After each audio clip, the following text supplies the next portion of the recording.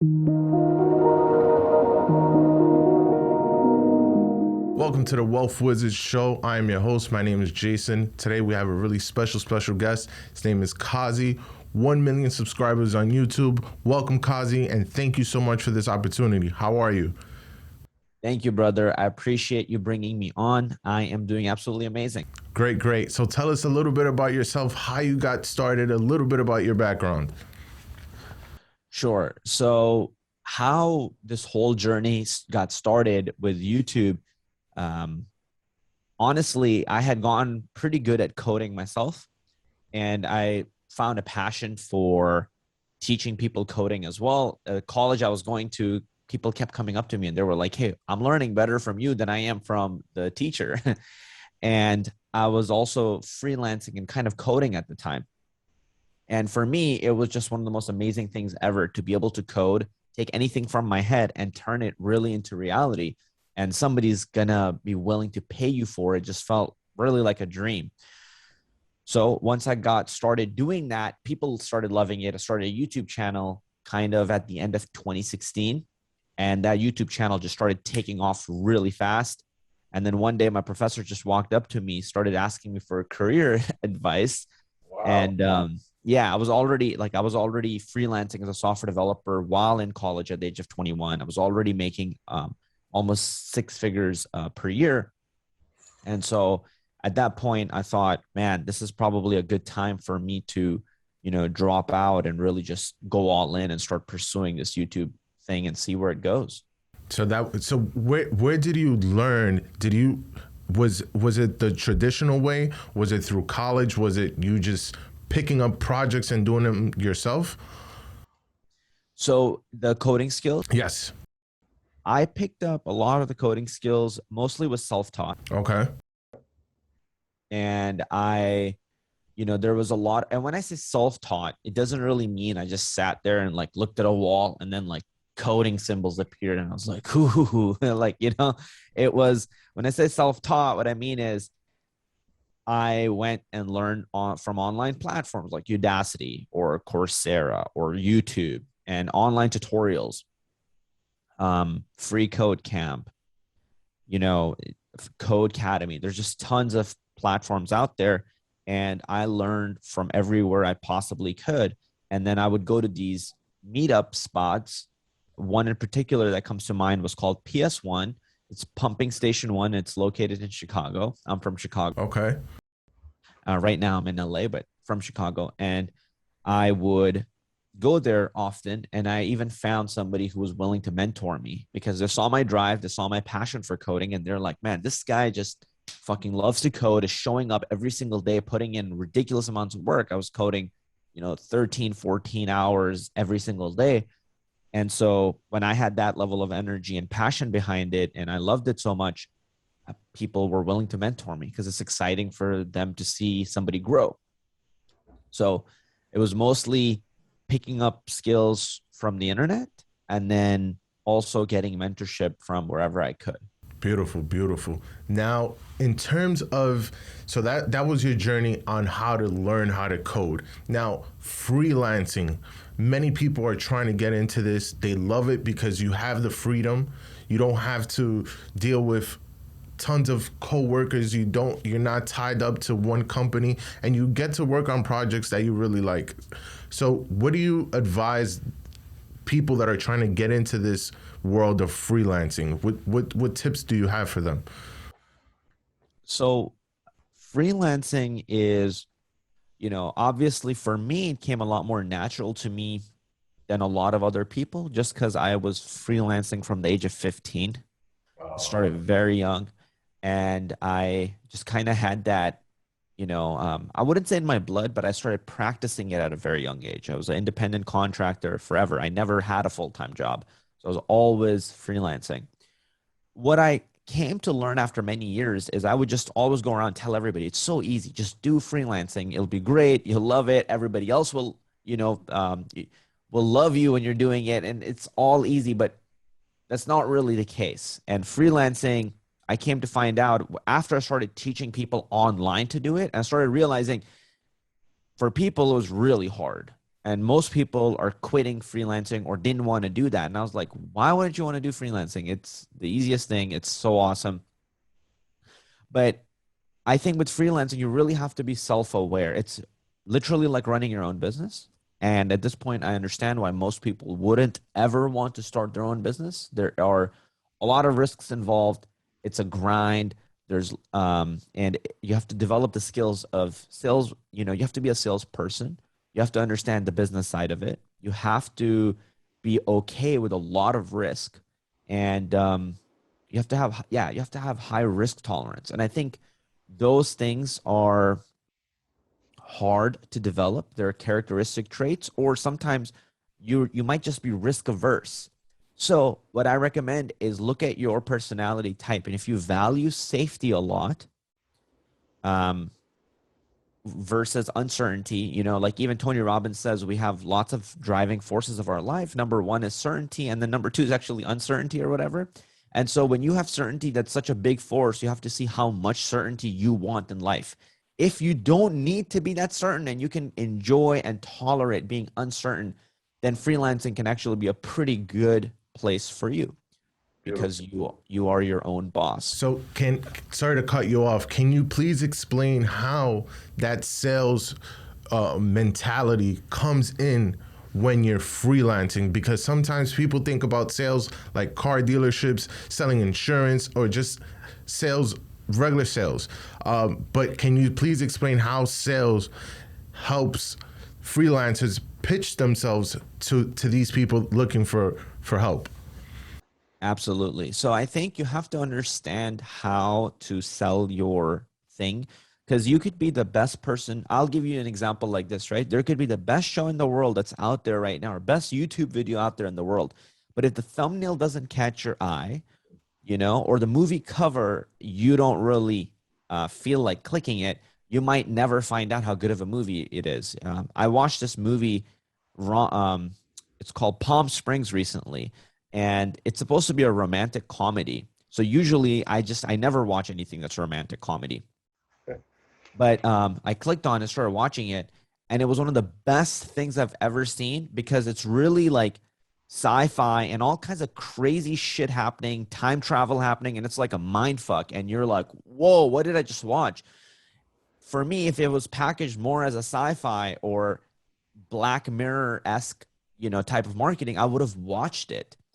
What I'm trying to say is that if you are freelancing, you're not like usually when you're in a big company, they coddle you and they baby you. They just give you the job and here you go, right? But when you're freelancing, you have to be able to go out there to somebody else and say, hey, these are the things you need. This is the thing I can help you with. These are my skills, and I'm the right person for this. I would love to help you.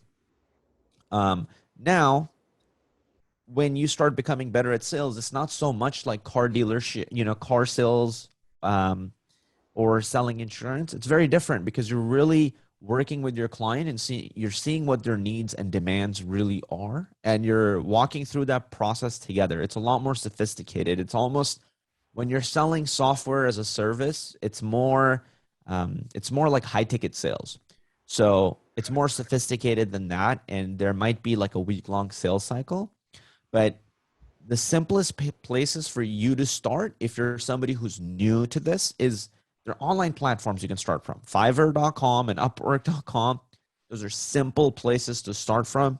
And then you can get fancy with it where you can start cold reaching out to people or restaurants or specific niches. We can get into that as if you want. But I think the simplest places to start are these online platforms that already exist. And what people have in mind is that they have to choose either their 9 to 5 or freelance. And the good thing about freelancing is that you can put in that extra hours after your 9 to 5, and then you can work on that project and still have both until you feel comfortable enough to just freelance on your own and then take off and do whatever you wanted to do. Right.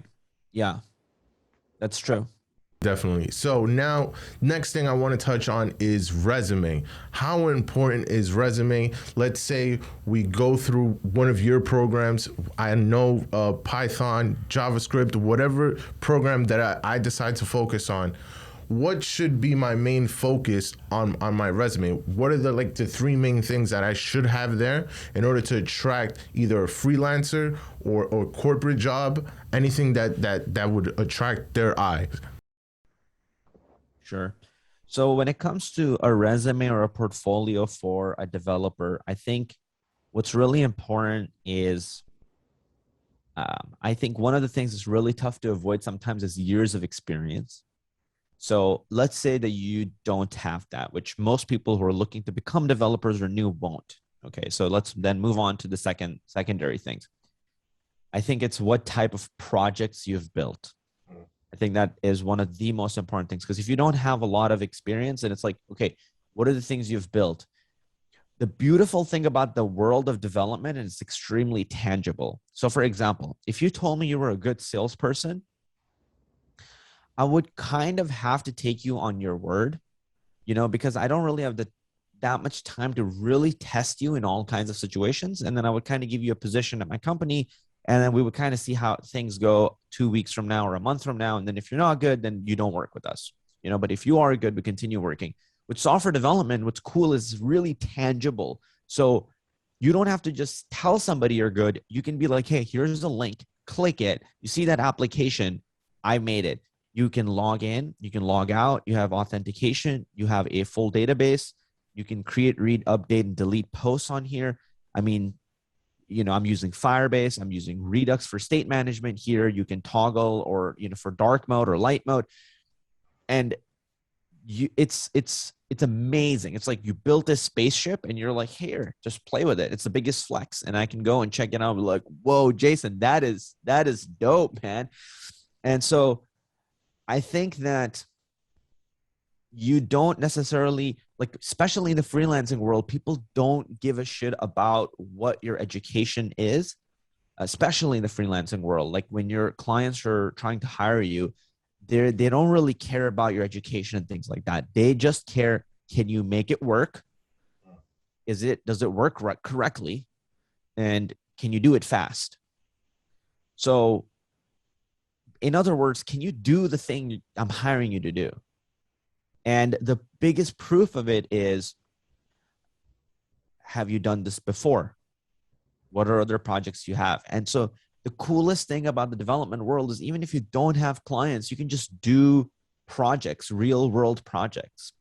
And that is a really, really good place to start. You can add that to your portfolio or add that to your resume, and that makes you stand out. And then of course on your resume, say the technologies you're good with. Those are always going to be really important. And if you're working with, technologies that are really hot and popular, that's going to give you a plus, but just make sure you're good at it. So that, I think, more focus on technical, what you've done for people is going to be really important. And then other general advice is just like, don't spend too much time talking about irrelevant experience. Like, I don't really care that much that you were a clerk at some store and you have communication experience, though that's helpful. But maybe if you want to instead put a coding project there, go ahead and do that. I think that would be really valuable. Okay, beautiful, beautiful. I want to touch back a little bit more on the YouTube growth. I don't want to just go over that and not pay attention to that, because 1 million subscribers is a big deal. And I've been following the channel for a couple of years now. And oh shit, I didn't know that. Yeah, a couple of years now. I've followed the Python tutorials. One of the first ones when you're like in waterfront, and yeah, I've seen those multiple times. And what I saw from my end, as a consumer from my end, what I saw was when you started doing the YouTube live tutorials, when you started doing like Netflix clones, things like that, those I feel like took the channel to the next level, because not only were people just, I saw it, a lot of people were watching live. So that's important. People are tuning in while you're working. there and they were learning at the same time. So, and then you can use that and as a video as well. So you're getting those views left and right. So what made you shift towards that and realize like, hey, this is a new trend. Maybe I should start doing this. Right. Okay, that's a great question. So YouTube is YouTube is a very weird, like wild, wild west.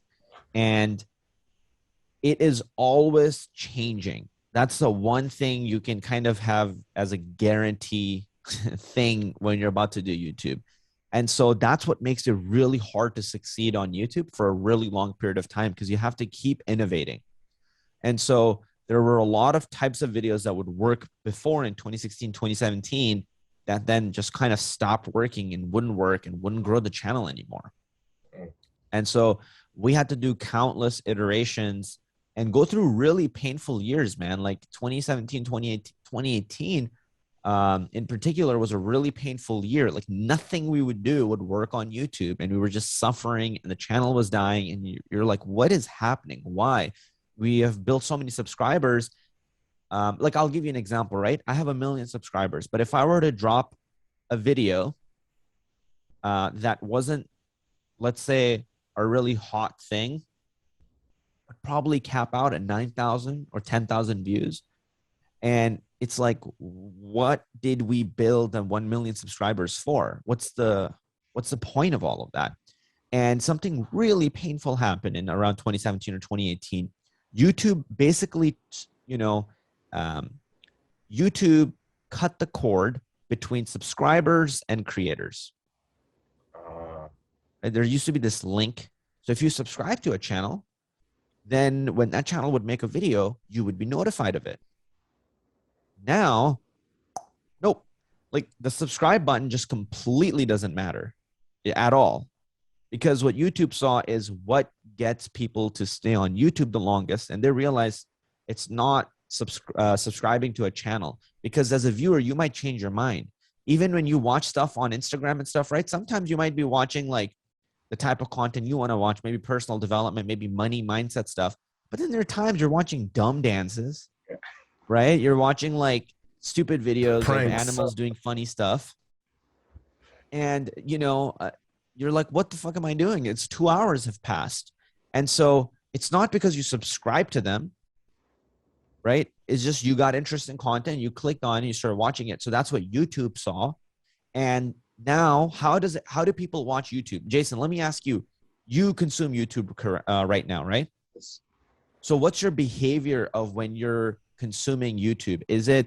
Are you going and you're searching stuff up, or are you mostly just clicking whatever is on your homepage? So here's my analysis after following a couple of people that have been doing the YouTube marketing and all these things, is that suggested video is a big thing. Right. It's people are prioritizing that over searched content. But for you personally for me, you use YouTube? It's just whatever comes up. The first 5 videos that I have there, those are the ones I'm gonna watch for the day. Exactly. There you go. You yourself are going through suggested videos. Yes. Right? And then just clicking whatever is there. And you know what YouTube in their, I don't know why they call it, but they call it browse features or whatever when you're looking at the stats. It's the stupidest name. But that's where the channels grow from. It's that home page. So when that happened, our channel started to die because us making new tutorials wasn't getting us any views. So for example, we would draw Python tutorial part 1 and it would get, 200 views or 800 views. And we're like, wait, we have 300,000 subscribers. Why do we have 300 views on this video? This makes no sense. Then we draw part 2, part 3, part 4. That entire year, nothing worked and none of those videos worked. But then I figured it out. The secret to growing on YouTube now, until at some point they probably change it again. This is good. Tune in, guys. What's up? This is good. Drop the bomb. The secret to growing on YouTube is you have there are just 2 things. One is your click-through rate. Okay, that's number 1, which is essentially the title and thumbnail. Okay. And number two is the watch time. So how long are your videos being watched? So number one is click-through rate. What that essentially means is if 100 people came across your video and one person clicked on your video, your click-through rate would be 1%.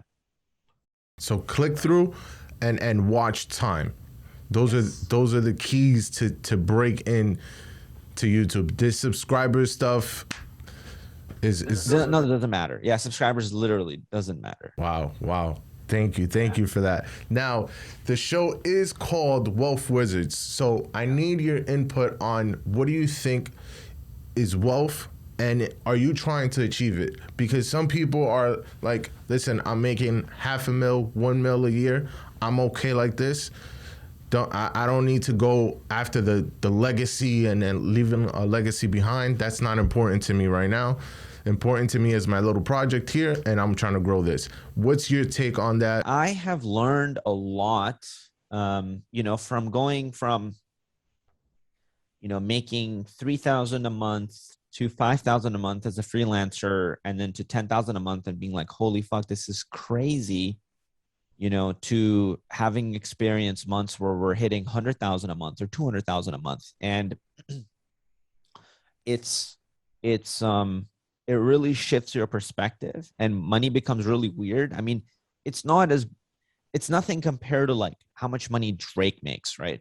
But but but money turns into this weird kind of monopoly thing where like when you're buying stuff, you don't like when you're buying, like when I'm buying a thing that's like $40 or $50, it is like nothing. Or eating going out to eat somewhere fancy, and it's like you drop $100, it doesn't really feel like anything. It just feels like, oh, monopoly money. Like you just swipe this card because you got that money coming in.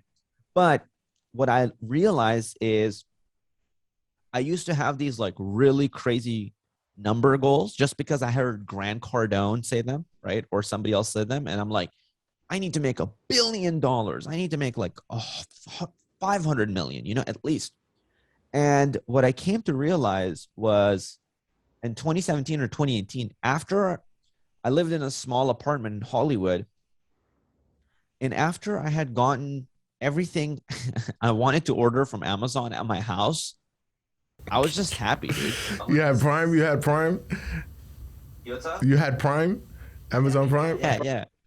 Yeah. Like once I was like done getting everything I wanted, like my studio set up, and I didn't have to worry about a budget for it. I got the iMac. That's I don't know, whatever. They're like power iMac or whatever. I forget what it's called. But I got the sick ass iMac. I got a sick ass setup. We got soundproofing panels. Once I got all of those things, I'm like, what do I really need it for? And what I realized is my personal money that I need to be almost a 10 out of 10, 9 or 10 out of 10 happy is actually about 10 to 15 grand a month personally for me. Very small number. It took me a couple of years and a lot of pain and agony to kind of realize what that is. And for me, what this means is, before I was living in a Beverly Hills mansion, and I actually don't like living in that. So I left that. And now I'm living by the water in Marina Del Rey. I love it. I have an awesome puppy. I live with my girlfriend. I have a chef. I have a personal chef. I have a powerlifting coach. I have a jiu-jitsu coach. I have a bodybuilding coach.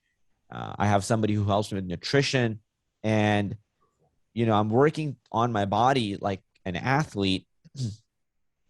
And and then I have enough money to really go anywhere and do whatever I want. So I absolutely love that part.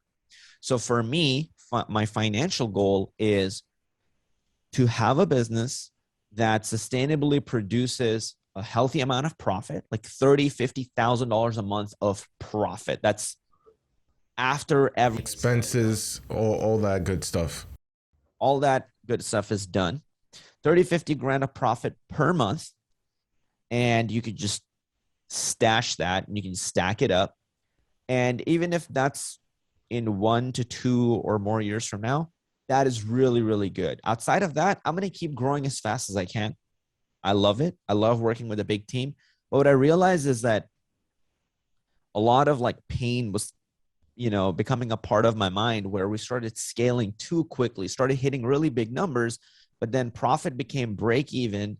And I realized that, man, I was actually fucking happier when we were making like 20 grand a month, sometimes 10 grand a month, because a business that's making 10 grand a month income and expenses are 5 grand. So let me ask you this, okay? What's a healthier business, Jason? If you had a business that you were doing 150,000 in income, okay, and you had 160,000 in expenses, okay, versus you had a business that was doing 10,000 in income but had 5,000 expenses. Definitely the second one. Right? But it's so ridiculous from like when you're in that position, when you have 150 grand coming in per month, it's so hard to go, I'm just going to cut this whole thing and reduce myself to a business that just does 10 grand and 5 grand. Yeah. Right. But it's a mindset shift. And what I realized is like mental health is really important, and making sure that you can sustainably do this over 10, 20, 30, 40, 50 years. You really have to play this game in a way where it's very, very sustainable. So currently I'm actually, how can we scale back down and then become a much healthier, more profitable business and then keep going? Because we're profitable, but I want to be even more profitable so there's less stress on the company. So we don't always, we don't have to do certain things. We can then focus even more on giving better education, more free content for people, more education, better. Providing more value. Right, more value.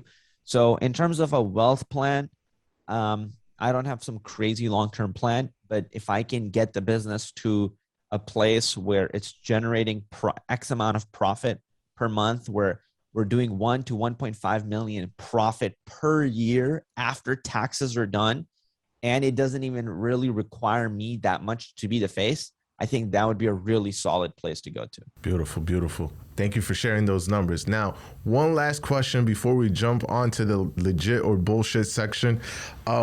You did mention, and I can't let this go by, you mentioned like 4 different coaches for training and nutrition and personal chef. Can you please explain the importance of training, of feeling physically well yourself? How has that impacted the business side of it and your personal, like your confidence and things like that? So I heard Gary Vee say something really amazing, and it's basically, you can't make more money if you're dead. Very true. Literally becomes as simple as that. And so health has to then become a really high priority, even if it's not going to be your number one priority. For me as an entrepreneur, being an entrepreneur, I hold more valuable at times, but what that does mean is if it's a high priority, then there's certain things I just won't ever do. So for example, entrepreneurs or just most people run around on sleep, run around with sleep deprivation and lack of sleep. And what they don't realize is they're waking up and they're making shitty decisions on a daily basis. They're going slower instead of faster because they're moving in the wrong direction faster every day. Yeah.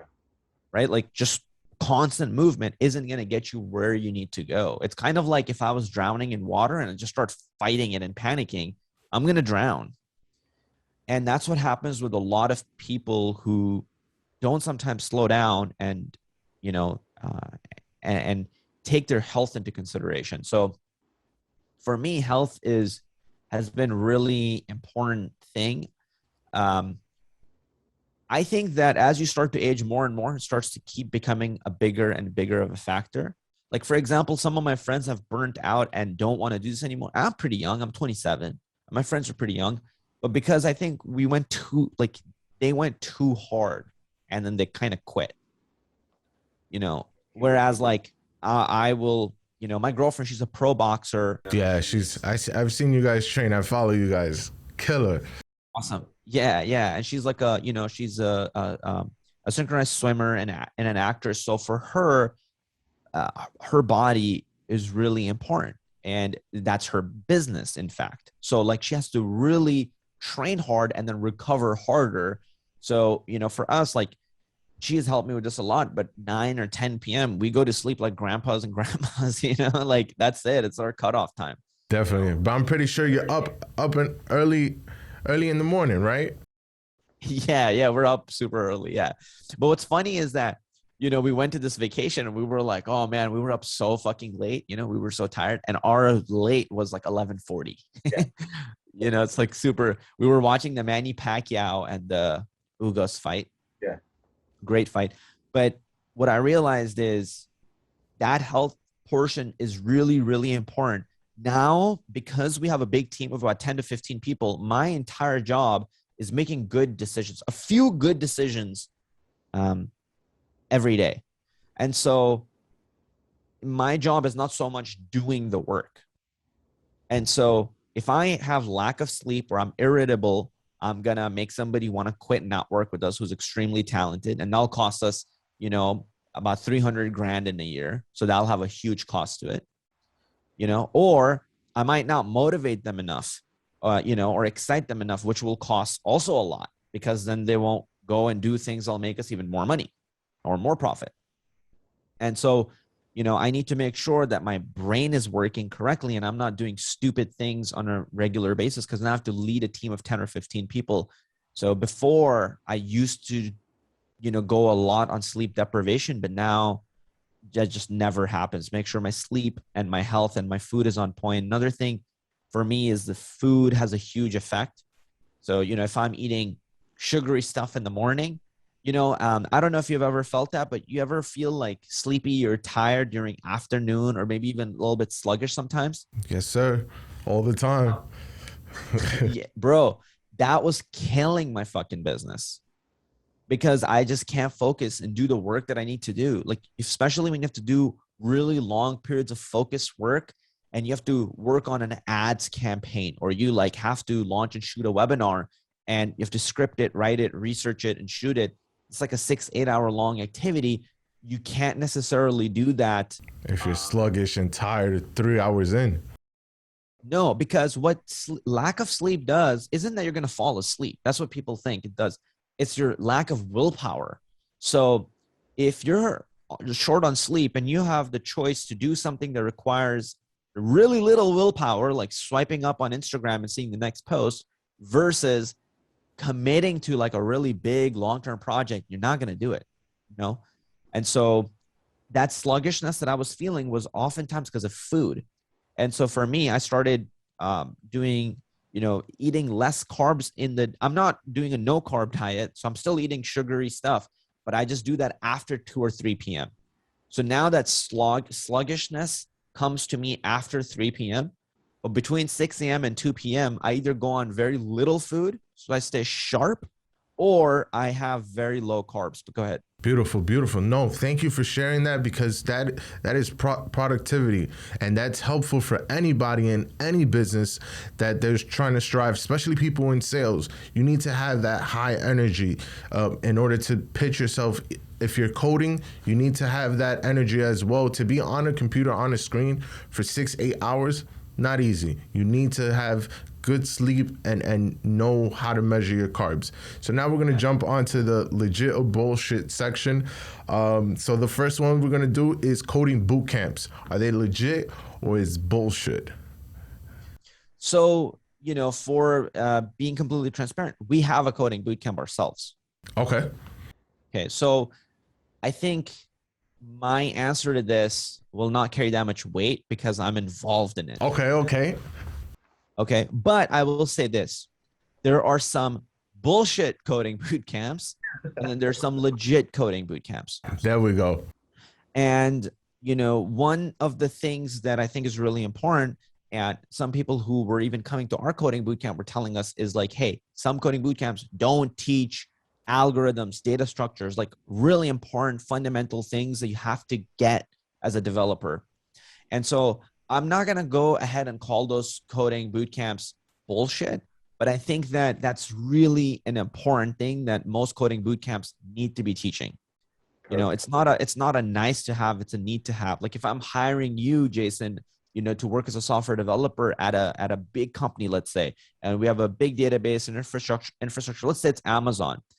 If you don't understand data structures and algorithms, which means you don't have such a good grasp of core concepts, you might come in and fuck up the entire database. Yes. Right? You'll be like, oh, instead of a less than sign, I put a greater than sign. I just made a mistake. And now like, all hell breaks loose. And so those things become really, really important when you have a job. So I think those things, if somebody wants to join a coding bootcamp, I think they should look at that for sure, and that'll give you how legit, because a lot of coding bootcamps, what's amazing about them is they partner up with these big tech companies. Yes. And so essentially, if you go to that bootcamp and you graduate and you're doing good, I'm not going to say you're guaranteed a job, but you're almost guaranteed a job. Even though we're a much smaller bootcamp, we are not as big as, some of these other big ones like General Assembly or whatever. But even with us, we've partnered up with recruiting companies. So when students are done, we can actually help place them into a job. Some of the students we're hiring ourselves because they're so amazing. Great. Right. So, but yeah, I would say, some are legit, some are bullshit. Some are legit, some are bullshit. That's my answer to it. Got it. All right. Second one is why I feel like they're more legit than coding, like colleges and stuff like that, is because they're immersive. You're learning on site. Right. Like most people that go to college or high school, they take 4 years of Spanish. Have you taken any Spanish or any foreign language? Yeah, definitely. And music, a bunch of classes that I didn't need all through college. What type of foreign languages did you take? I didn't take any foreign languages. I passed that, but I took jazz, which was one of the, for some people that's really, really important to them. But on my field, for you, was it? I'm a finance major. I love it. So what I will say, right, for most people who take foreign languages, they don't remember any of it. Maybe you took jazz and you don't remember any of it. I don't. Versus you'll go to 2 weeks to like Spain or Mexico and you'll pick up so much Spanish. Yes. The difference between the two is just immersion. So why coding bootcamps can work is because you're immersed for full, like long periods of time. And so most people can actually pick up skills, but that's all I wanted to add to that. Yeah. Perfect. Second one, coding is the fastest way to make 6 figures. Legit or bullshit? Bullshit. Is it because of the journey? Way harder. Way harder. Way harder to make 6 figures in coding versus something else. There's so many other better ways, easier ways to make more money. Beautiful. I wouldn't necessarily say easier, but there's so many other ways to make more money. Like if your goal is money related, just stick to, like, go sales. Like you'll start. We have some of the people hitting 6 figures in our company that are more sales focused, and they would have no shot being anywhere near 6 figures at any job until the next 5, 6, 7 years. Got it. Perfect. Online courses. So this is a little bit different than what you mentioned, which was immersive. That's working with people, pair coding, working with somebody. That's a coding boot camp. Now, online courses, pre-recorded courses, are they legit or bullshit? Similar. I'm going to go. So 50-50? 50-50. Again, also just for all viewers, I myself have an online course. We have it online. That's good. So you give on-hand advice from you have that both perspective. Yeah. So like there's a lot of fake guru bullshit out there as well. But I think that here's what I think, right? Most of the world is online education now. Most universities are online education because of the pandemic. Literally everything became online, right? So it's like the kid that's in kindergarten learning over Zoom, like, is this teacher bullshitting him when it's like, hey, this is the color blue? Like, no, motherfucker, like it's blue. Like that's it. So you know what I mean? It's just like, I think there's dogma and stigma around online stuff because it's still not the norm. And so it's easier to stigmatize this over like $100,000 degree where you don't even know who your teachers are. They have no fucking reviews or ratings. There's no refund policies. I mean, to me, that's like, that shit is way bigger of a scam. You went in to become a fucking finance major and they're like, here's piano and jazz. Like, fuck this. Right? It's like, but like we don't go, is that legit or bullshit? Like to me, that's pretty bullshit. That, yeah, definitely. You know, and so I think that a lot of the world is switching to that. But you know, it's like, okay, what kind of quality education is somebody giving you? If it's not quality, you just refund it, or you literally do a chargeback on your card. You as a consumer have full power. You know, you can get your money back anytime. The businesses can never keep it. If they're not legit, you'll get your money back. So most businesses that are there for years, majority of them, I would argue, are legit, because otherwise they would pretty much be shut down, you know, or they won't be able to keep going.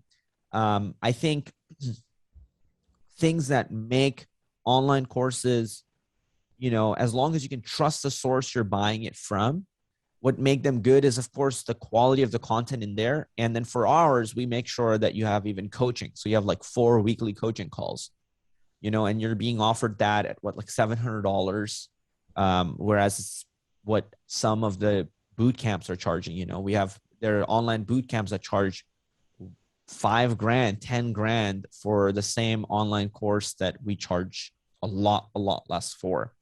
So I think I would say some are bullshit, some are good, but I would argue that when you're in the world of coding, most are good online. You know, this is why if you go to Udemy, there's tons of good courses out there that you can just start from. Definitely. All right, last one. JavaScript is the best programming language.